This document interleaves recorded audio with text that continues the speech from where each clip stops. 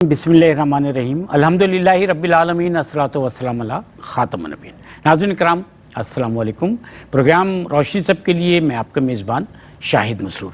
हम मुख्तलिफ़ मौज़ूआत पर जब आपसे गुफ्तगू करते हैं, बल्कि अपने उलमाए कराम से, मुफ्तियान कराम से हम रहनुमाई हासिल करते हैं दीन को सीखने के लिए, तो उसमें अल्लाह ताला की तरफ से हम पर जहाँ बेशुमार मेहरबानियाँ हैं, वहाँ एक मेहरबानी ये भी है कि दीन सिखाने और दीन को समझाने के लिए अल्लाह ताला ने ऐसी हस्तियों को आप सल्लल्लाहु अलैहि वसल्लम के बाद हमारी तारीख़ में हमारे लिए भेजा कि इस दुनिया में कि जिन्होंने दीन को और शरीयत को बहुत आसान तरीके से, बेहतरीन तरीके से समझाते हुए, बताते हुए हमारे लिए दीन को और आसान कर दिया।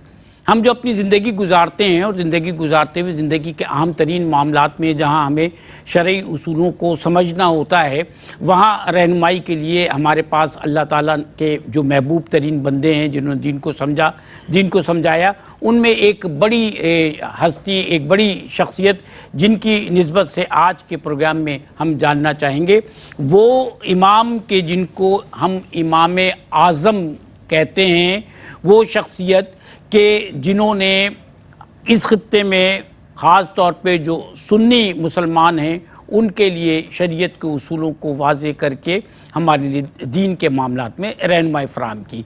ये ईस्वी में सन 699 सितंबर 699 से लेकर जून 767 ईस्वी तक का दौर है। इस दौर में दीन के एतबार से हज़रत नुमान बिन साबित रज़ियल्लाहु ताला अन्हु रहमतुल्लाह अलैह ने जो काम किया, जो रहनुमाई हमारे लिए फ़राहम की, उसके बाद आप दुनिया भर में इमाम यानी अपनी कुनियत के एतबार से हज़रत इमाम अबू हनीफ़ा रहमतुल्लाह अलैह के नाम से और इमाम आज़म के हवाले से जाने और पहचाने जाते हैं। और आज हम हज़रत इमाम अबू हनीफ़ा यानी इमाम आज़म रहमतुल्लाह अलैह का जो इल्मी मकाम है उस पर थोड़ी बहुत रहनुमाई हासिल करेंगे, क्योंकि जितना वक्त हमारे पास है उसमें हम इतनी बड़ी शख्सियत के हवाले से जितना मुमकिन है वो जानने की सही करेंगे। हमारे साथ जो शख्सियात तशरीफ़ फरमा हैं उनमें आपके हमारे जाने पहचाने बहुत ही मोहतरम मुअज़्ज़ज़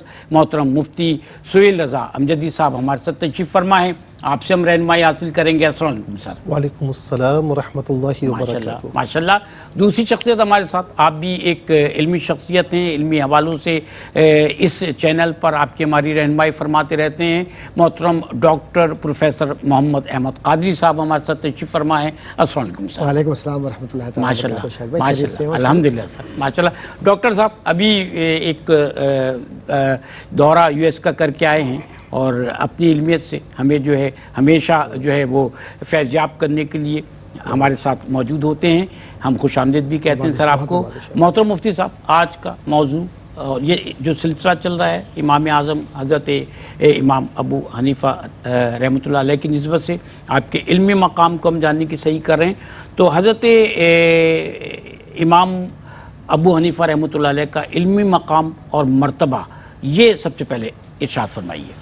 बिस्मिल्लाहिर्रहमानिर्रहीम सल्लल्लाहु अलैहि व आलिहि व अस्हाबिहि व बारिक वसल्लम। सिराजुल अइम्मा इमामुल अइम्मा इमाम आज़म अबू हनीफ़ा नुअमान बिन साबित रज़ियल्लाहु ताला अन्हु। मैं समझता हूँ कि ऐसा ही होना चाहिए जैसा कि एक मशहूर बुज़ुर्ग ने क्या खूब फरमाया।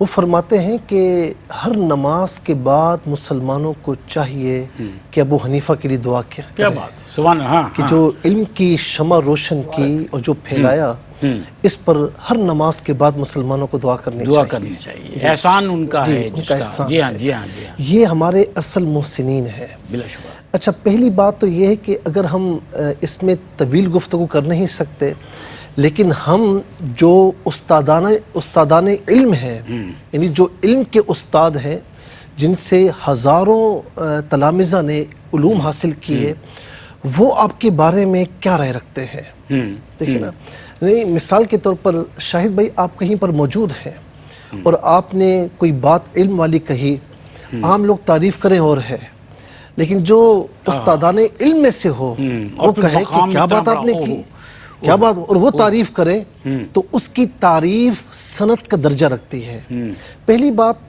قرآن کریم میں یہ جو سورہ توبہ کی آیت نمبر 100 ہے نا، والسابقون الاولون من المہاجرین والانصار والذین اتبعوہم باحسان، ایک تو صحابہ ہو گئے، اور پھر صحابہ کے بعد تابعین کہ جنہوں نے احسان کے ساتھ ان کی پیروی کی۔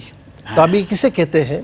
کہ جس نے ایمان کی حالت میں صحابہ کا دیدار کیا ہو، کسی صحابی کا، اور ایمان کی حالت میں رخصت ہوا ہو، اور آپ نے جو روایات کے مطابق 7 صحابہ کو اپنی زندگی میں دیکھا ہے، کیونکہ 80 سنہ ہجری میں، بعض روایت کے مطابق 85 بھی ہے، لیکن 80 سنہ ہجری میں آپ تشریف لائے اور 150 سنہ ہجری میں اس دنیا سے رخصت ہوئے۔ تو اس کا مطلب یہ کہ اس آیت کے تحت مفسرین فرماتے ہیں کہ والذین اتبعوہم باحسان میں امام اعظم ابو حنیفہ رضی اللہ تعالیٰ عنہ بحیثیت تابعی کے شامل ہیں۔ پھر دوسری بات جو حضور نبی کریم علیہ السلام نے فرمائی اور مختلف طرق سے اس حدیث کو روایت کیا گیا، فرماتے ہیں کہ لو کان الدین عند الثریا لذهب به رجل من فارس یا او من ابناء فارس، اگر دین، اور بعض روایت کے مطابق علم بھی ہے، دین یا علم اگر اتنی اونچائی پر یعنی ثریا کے پاس بھی چلا جائے تو فارس میں سے ایک بندہ ہوگا جو اسے وہاں سے بھی لے کر آئے گا، اور جو ثریا سے لے آئے گا، جی یعنی اوج ثریا سے بھی لے کر آئے گا، کہیں پر بھی ہو، میں ایک بندہ ہے، جتنے دقائق معاملات کیوں نہ ہو وہ حل کر کے دے گا۔ ماشاءاللہ۔ اور یہاں پر میں آپ کو کہوں، علامہ سیوطی علیہ رحمہ جیسے عالم دین نے کیا فرمایا، فرماتے ہیں کہ اس سے مراد، فرمایا کہ یہ بالکل قابل اعتماد ہے، صحیح ہے، اور اس سے مراد ابو حنیفہ رحمۃ اللہ تعالی علیہ ہے۔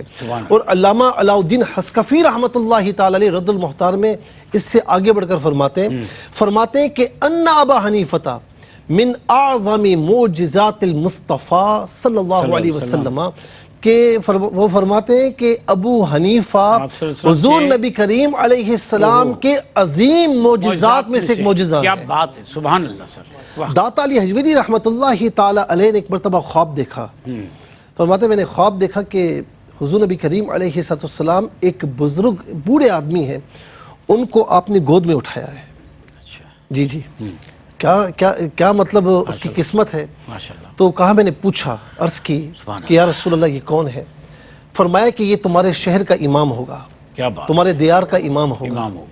تو فرمایا کہ پھر فرمایا گیا کہ نام لے کر، تو کہا کہ اس سے مجھے علم ہوا کہ بعض اوقات ایسا ہوتا ہے نا کہ مجتہد بعض اوقات خطا بھی کرتا ہے اور بعض اوقات خطا نہیں بھی کرتا، خطا بھی کرے تب بھی اس سے ایک ثواب ایک اجر ہے، اور خطا نہ کرے اور صحیح راستے پر ہے تو اس سے دگنا اجر ہے۔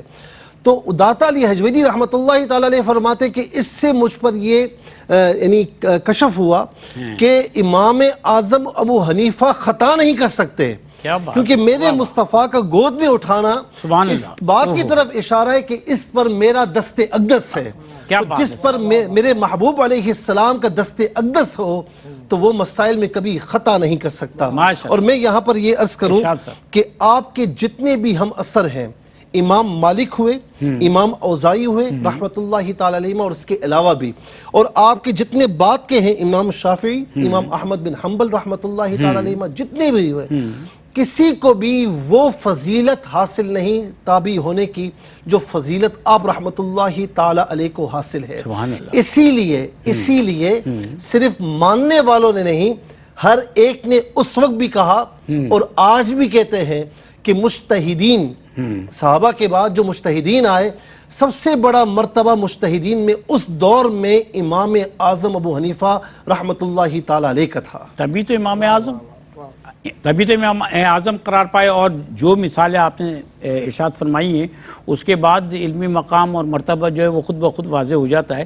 سر وہ بڑی شخصیات جیسے کہ آپ نے حضرت امام مالک کا تذکرہ فرمایا، حضرت امام حنبل کا تذکرہ فرمایا، امام شافعی رحمۃ اللہ علیہ کا تذکرہ فرمایا، اور پھر امام اعظم رحمۃ اللہ علیہ، ان تمام نے علم فقہ کے حوالے سے دین کو سمجھ کر اس کی تعلیمات کو لوگوں تک بہترین طریقے سے پہنچایا۔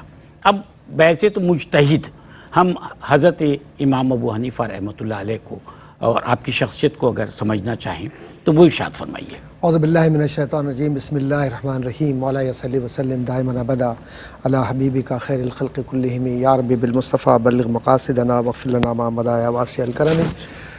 سرور کشور رسالت علیہ تحت و ثنا کے بہت سارے معجزات ہیں جی ہاں، جو قیامت تک جاری رہیں گے، اور اس میں جو علم ہے حضور کا صلی اللہ علیہ وسلم، وہ ایسا عطیہ ہے جو حضور نے براہ راست حضرت امام اعظم ابو حنیفہ کو عطا فرمایا ہے۔ اچھا، ایک خواب، حضرت امام اعظم ابو حنیفہ رحمۃ اللہ تعالیٰ علیہ فرماتے ہیں کہ میں بہت پریشان تھا، میں نے خواب یہ دیکھا کہ حضور کے مزار اقدس کے قریب میں قبر کھود رہا ہوں۔ اچھا، اب بہت توجہ کی بات ہے، جی ہاں فرمائیے۔ جب میں اٹھا تو بہت پریشان تھا کہ میں قبر کھود رہا ہوں، اس کا مقصد کیا ہے؟ تو میں نے رابطہ کیا، ایک معروف تابعی ہے جن کا نام ہے اور جو خواب کی دنیا کے بادشاہ کہلاتے ہیں، حضرت امام سیرین رحمۃ اللہ تعالیٰ، جن کو ابن سیرین کہتے ہیں۔ ابن سیرین سے رابطہ کیا اور وہ بات وہاں تک پہنچی تو انہوں نے کہا جو یہ خواب دیکھا گیا ہے، اس کا مقصد ہے کہ یہ جو شخص ہے یہ حضور کریم صلی اللہ علیہ وآلہ وسلم کی تعلیمات کو لوگوں تک پہنچائے گا، اور جو احادیث لوگوں تک نہیں پہنچی ہیں یہ ساری احادیث یکجا کر کے دین کی آبیاری کا ذریعہ بن کر لوگوں تک پہنچانے کا ذریعہ ہوگا۔ کیا بات ہے، سبحان اللہ۔ خواب کی تعبیر۔ اس کے بعد آپ دیکھیے کہ ان کے جو اساتذہ ہیں، ان اساتذہ کی طرف توجہ دیجیے آپ، 4000 سے زائد اساتذہ ہیں جن سے اکتساب فیض کیا، اور پھر ان میں سب سے بڑی بات یہ ہے کہ ایک تو یہ ہوتا ہے نا کہ صرف استاد، اور ایک وہ جو سرور کشور رسالت کے خانوادے کے کیا بات ہے، جی ہاں، وہ چراغ جو منور کر رہے ہو کائنات کو، جو اللہ نور السماوات کی بولتی تفاسیر ہوں، کیا بات ہے، جی ان سے اکتساب فیض کرنا کوئی آسان بات ہے؟ علماء نے بڑی محنت کے بعد، چونکہ وقت بہت کم ہے تو میں بات کو بہت محدود کرتے ہوئے بات کروں گا۔ مجتہد کا لفظ جو ہم استعمال کرتے ہیں، میں اپنے بہن بھائیوں اور بچوں کے لیے عربی زبان میں اس لفظ کو جب ہم استعمال کرتے ہیں مجتہد، تو انگریزی کے اندر یہ جو کوشش کرنا، کاوش کرنا، اسٹرگل کرنا، کسی شے پر اس درجہ محنت کرنا کہ جو اصل ہے اس کو نتیجے تک پہنچا دینا، تو ایسا کرنے والے کو مجتہد کہتے ہیں۔ میں آسان اردو کے اندر یہ بات کر رہا ہوں۔ حضرت امام اعظم ابو حنیفہ کے لیے کہا جاتا ہے کہ کم از کم انہوں نے اپنی حیات طیبہ میں 38,000 جو مسائل تھے ان پر اجتہاد کرتے ہوئے ان کو عصری تقاضوں کے مطابق، یعنی کنٹمپریری سچویشن کے مطابق انہیں ایڈریس کیا۔ ایک واقعہ بیان کرتا چلوں صرف اشارہ دے کر کہ آپ کے جو استاد تھے، بڑے معروف محدث اور بہت ہی معروف مفسر اور مضبوط عالم دین، حضرت امام حماد رحمۃ اللہ تعالی علیہ، انہوں نے جب اپنی مسند دی، کسی وجہ سے انہیں جانا پڑا، اچھا، وقتی طور تو پر، وقتی طور پر، تو وہ مسند جب آپ نے سنبھالی تو آپ کے پاس جو مسائل آئے ان میں 3 طرح کے مسائل تھے، عبادات کے، معاملات کے اور عقائد کے۔ ان عقائد اور عبادات اور معاملات پر جو آپ نے لکھ دیا، اس کے بعد جب آپ کے استاد صاحب تشریف لائے اور وہ ان کے سامنے پیش کیے کہ اس کے جوابات، امام اعظم ابو حنیفہ نعمان بن ثابت الزوطی یا زوطا، انہوں نے یہ دیا، تو آپ نے آسمان کی طرف ایسے ہاتھ کر کے ان کے لیے دعا فرمائی کہ اللہ اس کے علم میں مزید خوبصورتی اور استحکام نصیب فرما۔ ماشاءاللہ، جی۔ اب ایک بات بتاؤں، اس میں ایک سبق بھی یہ ملتا ہے کہ اساتذہ بھی ہوں تو ایسے ہوں جو اپنے استاد ہونے کی وجہ سے یہ نہ سمجھے کہ میرا شاگرد آگے نکل رہا ہاں، ہے۔ کوئی بڑائی، تکبر نہیں۔ سر آپ کی اجازت سے اس پہ ہم بات کر لیں، اگر ہم وقفے پہ جائیں۔ جی، بسم اللہ۔ بہت خوبصورت موضوع، بہت خوبصورت گفتگو، وقفہ ہے، حاضر ہوتے ہیں۔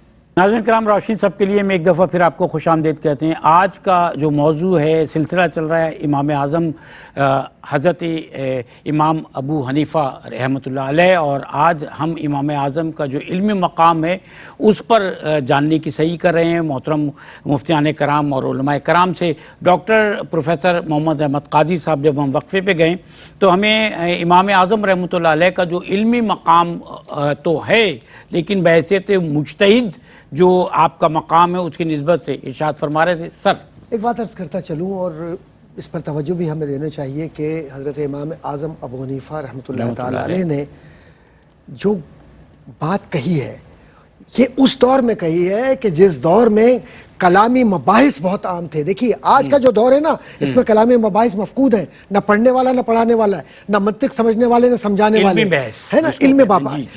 20 مرتبہ بصرہ کا سفر کیا, کیوں کیا؟ صرف اس بات پر کہ جو لوگ تھے وہاں اس میں جبریہ, قدریہ, فلاں, معتزلہ, یہ صرف اس بات پر توجہ دے رہے تھے کسی طرح سے دین کے شاعر کو برباد کریں, نعوذ باللہ من ذالک. لیکن یہ اللہ کے نبی کا سفیر اس بات کا ذمہ دار تھا کہ کسی طریقے سے بھی میں کلامی مباحث کو کنورٹ کر دوں, معتزلہ کے خلاف, اور معتزلہ ہو, قدریہ ہو, جبریہ ہو, فلاں فلاں, ان کے مباحث کو خود ان کے دلائل میں الجھا دوں, اور کتاب و سنت کی بالادستی کے لیے میں یہ بات بتلا دوں کہ صرف فلسفہ اور دوسرے مباحث بنیاد نہیں ہوتے کسی خدمت کی. اصل جو ہے وہ شریعت ہے, اور شریعت کی بنیاد کتاب و سنت ہے. ماشاءاللہ. ایک بات عرض کرتا چلوں, جب آپ حج کے لیے گئے, اور چونکہ اجتہاد کی بات ہو رہی ہے تو مجتہد اعظم ہے اور امام اعظم ہے, جتنے بھی خطاب آپ, جتنے بھی الفاظ و القاب آپ لے آئے سب امام اعظم کے قدموں کے سامنے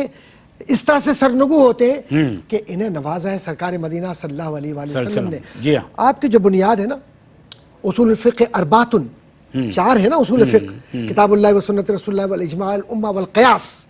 تو قیاس پر حضرت امام باقر رحمۃ اللہ تعالیٰ علیہ رضی اللہ تعالیٰ عنہ, تو جب ملاقات ہوتی ہے حج کے بعد مدینہ شریف میں, تو پہلا جملہ جو حضرت امام فرماتے ہیں, امام باقر رضی اللہ تعالیٰ عنہ, وہ فرماتے ہیں کہ تم میرے دادا کے دین کے اندر میں نے سنا ہے کہ تم نے بہت سی آمیزش کی ہے. دیکھیے یہ جملہ کوئی عام آدمی نہیں کہہ رہا ہے, اچھا, امام باقر رضی اللہ تعالیٰ عنہ. تو آپ نے فرمایا حضور اس کا جواب میں آپ کی بارگاہ میں دوں گا. اچھا, اور میں نے کہیں بھی کتاب و سنت سے تجاوز نہیں کیا ہے. اور اس کے بعد جو جوابات تھے, چونکہ وقت بہت کم ہے, جو جوابات آپ نے ان کی بارگاہ میں پیش کیے, تو کہا کہ کیا میں حدیث سے اور قرآن سے کہیں تجاوز کر رہا ہوں؟ تو آپ نے صرف ایک ہی جملہ کہا, جو جملہ میں یہاں نقل کروں گا حضرت امام باقر رضی اللہ تعالیٰ عنہ کا, کہ ابو حنیفہ کا طریقہ کیا ہی خوبصورت ہے اور فقہ ان کی کیا ہی حسین ہے. سبحان اللہ. اب اس کے بعد کس کو کیا آتھینٹسٹی چاہیے؟ پھر جن کے اساتذہ میں, یعنی اجتہاد وہ اس وقت ہوتا ہے کہ جب استاد مضبوط ہو, استاد کمزور ہو تو شاگرد مضبوط نہیں نکل سکتا. اسی لیے لوگ آج کی دنیا میں بہترین یونیورسٹیز ڈھونڈتے ہیں, اور یونیورسٹیز بھی اچھے گریڈ والوں کو ڈھونڈتی ہے. تو امام اعظم ابو حنیفہ کی تربیت امام جعفر صادق, اور دوسری طرف حضرت انس بن مالک, جی جی, یہ دو ایسی بزرگ شخصیات ہیں جو دیگر شخصیات کو اگر آپ یکجا کر لیں تو حضرت امام باقر سے بھی روایات کیا ہیں. بات ہے. جی ہاں, تو اب اس کے بعد جب اہل بیت اطہار کے گھرانے سے روایات لا رہے احادیث کی, اور اس کے بعد جو فقہی مسائل ہیں ان کو عصری تقاضوں کے مطابق بیان کر رہے ہیں, اور پھر اجتہاد پر جو تصدیقی سند کا اجرا ہو رہا ہے وہ ہو رہا ہے خانوادہ اہل بیت سے. کیا بات. تو جی ہاں, اب اس کے بعد ہے کوئی جو امام اعظم ابو حنیفہ جیسا ابو حنیفہ لا سکے؟ کیا بات ہے سر. مجتہد وہ کہ جو اپنے پاس سے کوئی فیصلہ نہیں کرتے, انتہائی کوشش, انتہائی جانفشانی کے ساتھ تعلیمات جو ہیں دین کی, قرآن اور حدیث میں سے ہی کسی مسئلے کا حل نکال لیتے ہیں. ایسی بڑی شخصیات. اب حضرت امام اعظم رحمۃ اللہ علیہ کی جو مجلس علم ہے اس میں بڑے بڑے ائمہ کرام جو ہیں وہ تشریف فرما ہوا کرتے تھے, ان کی نسبت سے ارشاد فرمائیے. دیکھیں ڈاکٹر صاحب نے بڑے خوبصورت انداز میں بیان فرمایا. ماشاءاللہ ماشاءاللہ. حافظ الحدیث عبداللہ ابن مبارک, جی, جو کسی تعارف کے محتاج نہیں ہے, وہ فرماتے کوفہ آیا. اچھا, میں کوفہ آیا تو میں نے پوچھا کہ سب سے بڑا قرآن کا عالم کون, اچھا, سب سے بڑا حدیث کا عالم کون ہے, سب سے بڑا فقہ کا عالم کون. کیا بات ہے. اچھا چھوڑیے علم کو, سب سے بڑا متقی پرہیزگار کون. کیا بات کا ہر کوسچن کا, ہر سوال کا ایک ہی جواب تھا, ابو حنیفہ. سبحان اللہ. امام شافعی رحمۃ اللہ تعالی علیہ جیسا امام وہ فرماتا ہے کہ الناس عیال کلہم عیال, کہ تمام کے تمام لوگ جو ہے ابو حنیفہ کے محتاج ہیں فی الفقہ, فقہ میں. ابو حنیفہ کے محتاج ہیں. یزید بن ہارون جو آپ کے ہم عصر علماء میں سے ہیں, تو وہ کیا کہتے ہیں؟ وہ یہ کہتے ہیں کہ میں نے 1000 استادان علم سے علم کا حصول کیا. تو پوچھا گیا کہ حضرت سب سے ماہر کس کو پایا آپ نے؟ اچھا. تو انہوں نے یہ ماہر کے الفاظ استعمال نہیں کیے ہیں, وہ کہتے ہیں کہ ابو حنیفہ سے بڑھ کر کسی کو نہیں پایا. اور امام اعمش اتنے سخت محدث کہ ڈاکٹر صاحب جانتے ہوں گے, بڑے سخت قسم کے محدث, وہ جب حج کرنے کے لیے جا رہے ہیں تو حج کے مسائل آپ سے پوچھ کر جا رہے ہیں. اچھا. جی جی جی جی بتائیے. جی جی جی ماشاءاللہ. جی سبحان اللہ. اور پھر کیا کہا انہوں نے؟ تاریخی جملے کہے کہ ایک ہوتا ہے عطر بیچنے والا, اچھا. ٹھیک ہے نا, ہاں. ایک ہوتا ہے عطر بیچنے والا اور ایک ہوتا ہے عطر بنانے والا, ٹھیک ہے نا. ایک ہوتا ہے دوا کو سجیسٹ کرنے والا اور ایک ہوتا ہے دوا بنانے والا, ٹھیک ہے نا. تو انہوں نے پھر جواباً یہ کہا کہ انتم طبیب ونحن عطار, ہم صرف بیچنے والے ہیں لیکن تم بنانے والے ہو, تم سب جانتے ہو, تم سب جانتے ہو. واہ واہ. اسی لیے یہ جملے چند جملے جو بڑے اہم ہیں کہ کہا جاتا ہے کہ فقہ کا کھیت ابن مسعود رضی اللہ تعالی عنہ نے بویا, حضرت علقمہ نے سینچا, ابراہیم نخعی رحمۃ اللہ تعالی علیہ نے جو ہے وہ اس کا آٹا بنایا, امام حماد نے مانڈا, ابو حنیفہ رحمۃ اللہ تعالی علیہ نے پیسا, اور فرمایا کہ امام محمد روٹیاں بنانے والے ہیں, باقی سب کھانے والے ہیں, سب کھانے والے ہیں. 4000 کے سے زیادہ آپ کے استاد اور 10,000 سے زائد, اور بعض علماء نے اس کی بڑی تعداد کی 10,000 سے زائد آپ کے شاگرد تلامذہ. اور تلامذہ بھی کیسے؟ امام محمد, امام ابو یوسف, قاضی ابو یوسف کے نام سے مشہور, امام ظفر, یہ وہ ائمہ ہیں کہ ان کے بارے میں کہا جاتا ہے کہ اگر یہ اپنا مستقل اجتہاد کرتے اور اپنے مستقل اجتہاد کا اعلان کرتے تو ان کے بھی اتنے ہی فالوورز ہوتے جیسے امام شافعی کے فالوورز ہیں. سر یہ تو وہ تمام فالوورز ہیں یا وہ شاگرد ہیں کہ جو اس وقت موجود تھے, جی جی, آج تک دنیا اکتساب کر رہی ہے. جی جی جی. اب میں آپ کو چند نام بھی گنواتا ہوں. اب مثال کے طور پر جو فقہ کی آپ معاملات میں مشاورت فرماتے اور آپ کی مجالس میں جو موجود ہوتے, جو آپ سے اکتساب کیا کرتے اور مشورے میں بھی شریک ہوتے, کیونکہ ایک مسئلہ فقہ کا آتا نا, کوئی بھی مسئلہ آتا, چاہے وہ عبادات کا ہے, معاملات کا ہے, کسی, تو باقاعدہ بحث و تمہیز ہوتی ہے اور باقاعدہ اس پر مشاورت کی جاتی. اب کون کون ہے آپ دیکھیں کہ فرمایا کہ جو فقہ کی مجلس ہوتی تو اس میں خاص طور پر فرمایا کہ اس میں ابو یوسف, قاضی ابو یوسف, امام محمد, امام ظفر, قاسم بن معین, اسد بن عمر, علی بن مسہر, عافیہ بن یزید, حضرت حبان اور حضرت مندل رحمۃ اللہ تعالی علیہم, اور اس کے علاوہ بھی کئی ائمہ موجود ہوتے جو آپ سے اکتساب کیا کرتے. اب علم حدیث کی بات کر لیں تو علم حدیث میں یحییٰ بن سعید جو کسی تعارف کے محتاج نہیں حدیث میں, عبداللہ بن مبارک جن کو حافظ الحدیث کہا جاتا ہے, یحییٰ بن زکریا بن ابی زائدہ, وقی بن جراح, ابو عاصم بن نبیل, عبد الرزاق بن حمام, حضرت داؤد طائی, یہ وہ محدثین ہیں کہ زمانہ جن کا احادیث میں اعتراف کرتا ہے کہ واقعی یہ محدثین ہیں, یہ ائمہ کرام موجود ہوتے تھے آپ کی مجلس میں. جی اور آپ سے باقاعدہ اکتساب کیا کرتے تھے. امام اعمش رحمۃ اللہ تعالی علیہ جو بڑے نقاد بھی تھے, یہ بڑا عجیب و غریب واقعہ ہے. تو انہوں نے کیا کیا کہ وہ ہوتے ہیں نا, گھر کی عورتیں ہوتی ہیں, یہ سامان لانا, وہ سامان لے آنا. اب کوئی بندہ کتنا ہی بڑا عالم کیوں نہ ہو, کتنا بڑا منصب کیوں نہ ہو, گھر سے وہی فون آنا ہے کہ یہ لے آؤ, یہ لے آؤ, ٹھیک ہے نا, یہ نوکری تو کرنی ہے. تو بیوی بار بار آٹے کا تقاضا کر رہی تھی, تو انہوں نے کہا کہ اب مجھے اگر آپ نے کہا نا تو آپ کو طلاق. اچھا. جی جی. اچھا. اور اس کے بعد بڑے پریشان ہو گئے. آپ کی زوجہ محترمہ جانتی تھی کہ ابو حنیفہ کیا چیز ہے. وہ آئیں اور کہا کہ حضور اس طرح ہوا. فرمایا کام کرنا کہ ان کے ازار سے جب آٹا ختم ہو جائے, کہنا نہیں, ان کے ازار سے کنستر باندھ لینا جب سو رہے ہوں. صبح اٹھیں گے تو سمجھ جائیں گے. صبح اٹھے اور کنستر پیچھے پیچھے جو چل رہے تو پیچھے پیچھے دیکھا تو کہا کہ واللہ میں جانتا ہوں کہ تم نے ابو حنیفہ سے یہ مسئلہ پوچھا ہوگا. کیا بات ہے سر. میں ایک وقفے میں جاتا ہوں. ماشاءاللہ سر دیکھیں, دین کو سمجھنے کے لیے نا ہمیں ان کی زندگی کے ہر پہلو کو سمجھنا, اور یہ بھی ایک پہلو ہے جو کہ آپ نے ارشاد فرمایا. ایک وقفے کے بعد حاضر ہوتے ہیں. ناظرین کرام، روشنی سب کے لیے میں آپ کا میزبان شاہد مسرور پروگرام کا آج کے پروگرام کا یہ آخری سیگمنٹ ہے۔ میرے ساتھ تشریف فرمائے محترم مفتی محمد سہیل اعظم امجدی صاحب اور محترم پروفیسر ڈاکٹر محمد احمد قادری صاحب۔ آج ہم حضرت امام اعظم ابو حنیفہ رحمۃ اللہ علیہ کے سلسلے کے جو پروگرامز ہیں ان میں حضرت امام اعظم رحمۃ اللہ علیہ کے علمی مقام اور مرتبے کی نسبت سے جاننے کی صحیح کر رہے ہیں۔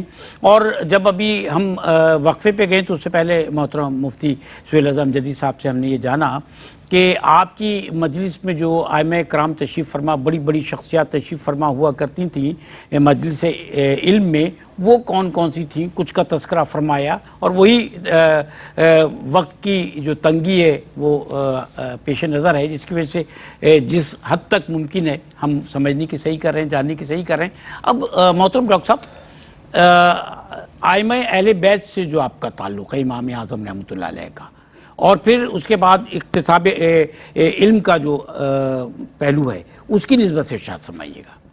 اصل میں یہ سوال آپ کا جی سر، اس بات سے ریلیٹ کر رہا ہوں کہ جو بات برادر محترم قبلہ مفتی سہیل اعظم امجدی صاحب نے بات کہی کہ جس طریقے سے خوبصورت پیرائے میں آپ نے علمی مرتبے کو، امام اعظم ابو حنیفہ کے مرتبے کو لوگوں تک پہنچایا ہے، مجھے یقین ہے کہ قبلہ کی بات، مفتی صاحب کی بات، وہ بات مؤثر طور پر ذہنوں میں محفوظ رہے گی کہ اپنے اپنے وقت کے جید علماء کس طریقے سے وہاں اکتساب فیض کر رہے ہیں۔ الحمدللہ۔ دیکھیے اب یہ فیض کہاں سے مل رہا ہے؟ یہ فیض اس دروازے سے مل رہا ہے جس دروازے سے صبح طیبہ میں ہوئی بڑھتا ہے باڑا نور کا۔ دیکھیے، میں ہر بات کو، اس لیے کہ جب آپ اہل بیت کہتے ہیں تو میں مدینے کو فراموش نہیں کر سکتا، اور مدینے کو جو فراموش کرتا ہے وہ فراموش ہو جاتے ہیں۔ اب آپ آئیے کہ حضرت امام اعظم ابو حنیفہ کے جو والد گرامی ہیں حضرت ثابت رحمۃ اللہ تعالیٰ علیہ، ان کے متعلق یہ کہا گیا ہے کہ وہ حاضر ہوتے ہیں حضرت علی رضی اللہ تعالیٰ عنہ کے بارگاہ میں۔ کیا بات ہے، جی ہاں۔ اور حضرت علی رضی اللہ تعالیٰ عنہ کی بارگاہ میں جب حاضری ہوتی ہے تو حضرت مولا کائنات حضرت علی رضی اللہ تعالیٰ عنہ ان کو اور ان کی ذریت کو دعا دیتے ہیں۔ اچھا، ماشاءاللہ۔ اور وہ علم کی دعا ہے، صحت کی دعا ہے، اور ساتھ ہی ساتھ اس بارگاہ ولایت سے جو دعا ملی ہے وہ اصل میں خرقہ ہے جو حضرت علی سے ان کے والد کو، اور وہ بعد میں تاج سجدہ ہے امام اعظم ابو حنیفہ کے۔ یہ وہی والا خرقہ خلافت سمجھ لیجیے جو وہاں سے آ رہا ہے۔ سبحان اللہ، سبحان اللہ۔ یہ جو سلسلہ ہے اصل میں نسبت کا، یہ محبت بلا سبب نہیں ہے، بے خودی بے سبب نہیں ہوتی ہے نا، یہ کچھ تو ہے نا سبب۔ اب یہ پردہ داری، تصوف میں پردہ داری بڑی اہم ہے۔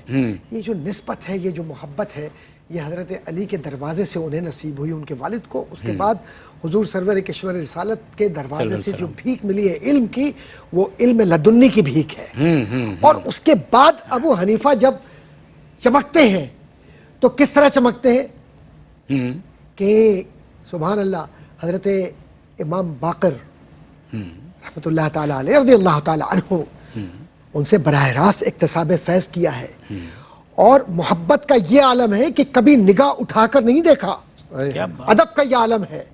اور علماء نے یہاں تک لکھا ہے کہ امام اعظم ابو حنیفہ سے جب ملاقات ہوئی ہے مدینہ شریف میں حضرت امام باقر رضی اللہ تعالیٰ عنہ کی، تو حضرت امام نے یہ کہا کہ کیا تم قیاس کرتے ہو؟ اچھا، تو قیاس کی بنیاد پر تم جو دادا کا دین ہے اس کو بیان کر رہے ہو؟ تو اس پر کہا کہ حضور یہ جگہ نہیں ہے، یہ مقام نہیں ہے۔ دیکھیے، ادب اور محبت کی بات کر رہا ہوں، یہ مقام نہیں ہے۔ آپ شہزادے ہیں سرور کشور رسالت کے، آپ اسی طریقے سے اس مسند کو سجائیے، اور یہ خاکسار بالکل اسی ادب کے ساتھ حاضر ہوگا جیسے حضور کے دربار میں صحابہ حاضر ہوتے تھے، اور میں اسی ادب سے بیٹھ کر آپ سے گفتگو کروں گا اور سیکھوں گا آپ سے۔ اور ساتھ ہی ساتھ حضرت نبی کریم صلی اللہ علیہ وسلم کے محبت کرنے والوں میں جو خانوادہ ہے، زید بن علی، کون اس سے واقف نہیں؟ جب خروج کیا ہے زید بن علی رضی اللہ تعالیٰ عنہ نے، تو اس وقت حضرت امام اعظم ابو حنیفہ رحمۃ اللہ تعالیٰ علیہ نے عملی طور پر، مالی طور پر، اخلاقی طور پر، عملی طور پر وہ سب کچھ کیا جو خانوادہ اہل بیت کی خدمت کے لیے کرنا چاہیے تھا۔ کیا بات ہے، اسی لیے کہا جاتا ہے کہ امام اعظم کی پوری زندگی اہل بیت اطہار کی محبت، عقیدت اور خدمت میں گزری ہے، اور اسی لیے آج ہم بھی اس کا فیض پا رہے ہیں سر. آج ہم اسی خدمت کا اور اسی نسبت کا فیض پا رہے ہیں. کیا بات ہے ماشاءاللہ. سر ابھی آپ نے حضرت مبارک رحمۃ اللہ علیہ کا بھی تذکرہ فرمایا، جو محدثین آپ کی مجلس میں تشریف فرما ہوتے تھے، تو جو امام اعظم رحمۃ اللہ علیہ کا علم حدیث کی نسبت سے تعلق بنتا ہے، کام بنتا ہے، رہنمائی بنتی ہے، وہ ارشاد فرمائیں. دیکھیں یہ بات بہت ضروری ہے اور آپ نے بڑا اہم کوشچن کیا ہے. سر کیونکہ کل ذی نعمہ محسود، ہر نعمت والے پر حسد کیا جاتا ہے. اور جی حدیث میں کیا مقام ہے آپ کا؟ اچھا، امام بخاری رحمۃ اللہ تعالی علیہ کے لیے ہے کہ آپ کو 1,00,000 احادیثیں اسناد کے ساتھ یاد تھیں، ٹھیک ہے نا؟ جی ہاں. اور محدث عام طور پر اس وقت اسی کہا جاتا تھا.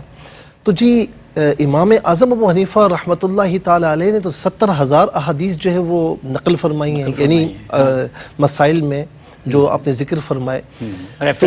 تو اس کا مطلب ہے کہ امام بخاری زیادہ درجے پر. دیکھیں امام بخاری علیہ رحمہ کا اپنا درجہ، اللہ تعالیٰ ان کے مزار پر انواع پر کروڑا رحمت نازل فرمائے. لیکن امام اعظم ابو حنیفہ کا جو درجہ، اس اعتبار سے بھی آپ دیکھیں تو 1,00,000 احادیث جو یاد تھیں، تو حضور نبی کریم علیہ السلام سے جو مروی احادیث ہیں وہ تو 4,400 کی تعداد ہے کم و بیش.